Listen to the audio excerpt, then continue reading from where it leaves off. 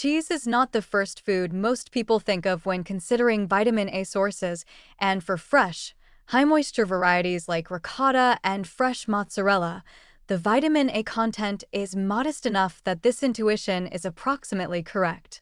But aged, concentrated cheeses, and cheddar is the most widely consumed example in American kitchens, contain meaningful retinol concentrations that are worth understanding, particularly because they represent a preformed, directly bioavailable form of vitamin A that contributes consistently to daily status without conversion requirement.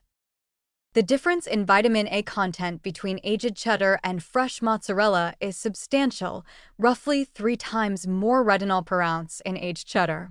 Two mechanisms explain this gap. First, the aging and moisture loss process that creates cheddar's characteristic texture concentrates the fat-soluble vitamins naturally present in milk fat, as water is driven out through pressing, salting, and aging. The fat-soluble nutrient content per unit weight increases proportionally. Second, fresh mozzarella retains high moisture content that dilutes its fat-soluble vitamin concentration relative to the milk fat content. A harder, more aged cheese will consistently deliver more retinol per ounce than a fresh, high-moisture cheese made from equivalent quality milk.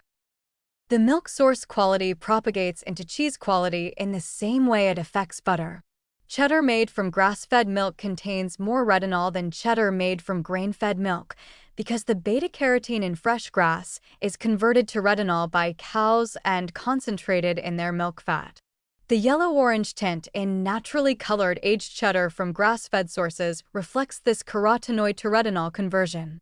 Artificially colored cheddars, tinted with annatto regardless of milk source, are not nutritionally distinguished by their color and should not be selected on the basis of color alone. The saturated fat and sodium content of aged cheddar require honest acknowledgement.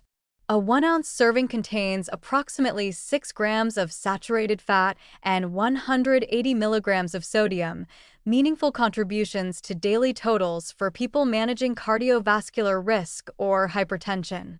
The appropriate framing is not that cheddar is a health food to eat freely, but that it is a legitimate, nutritionally concentrated ingredient that delivers real retinol alongside flavor in modest portions. Using cheddar grated over cooked vegetables rather than as a standalone snack in quantity accomplishes both the nutritional vitamin A goal and the culinary fat-enhancing role that improves carotenoid absorption from companion vegetables. A cheddar and broccoli combination, for instance, provides retinol directly from the cheese while the fat aids absorption of beta-carotene from the broccoli simultaneously. Pre-grating and freezing cheddar in tablespoon portions allows controlled use without the continuous temptation of a large block available for unplanned eating. The grated frozen format thaws in seconds when scattered over hot food, making portion discipline easier in practice than it sounds in theory.